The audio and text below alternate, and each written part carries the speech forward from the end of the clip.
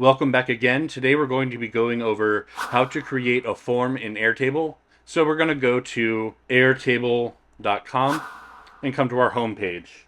And from this page, we can click Create. Choose Starting from Scratch.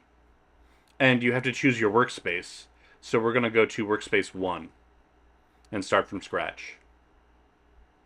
So here we have an empty table with columns for like name, notes, assignees, status, all that sort of stuff.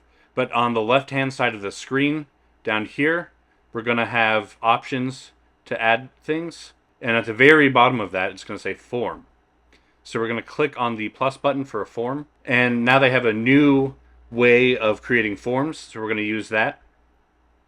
And it'll bring you to a template here that they've already created.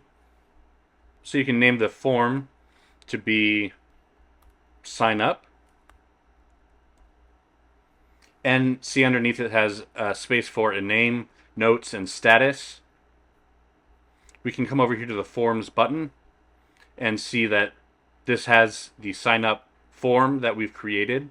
It's unpublished, but we can close out of there and then hit preview. And it brings us to what the preview will look like for our form. You can switch that off again. So what we want to do is since we're change that to sign up. Now what we're going to want to do is, since we're signing up, it's got names, notes, and status. Let's get rid of notes. So we're going to come to the ... here and remove. And we're going to remove status as well with the remove.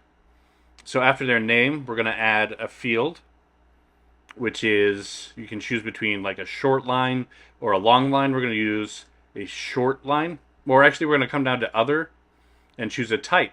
And I want to use an email. So we're going to click on the email address and create the field. You can see it populated the screen for an email address. We can add more.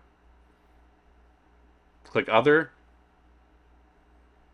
We can click the date and include the time and create that field.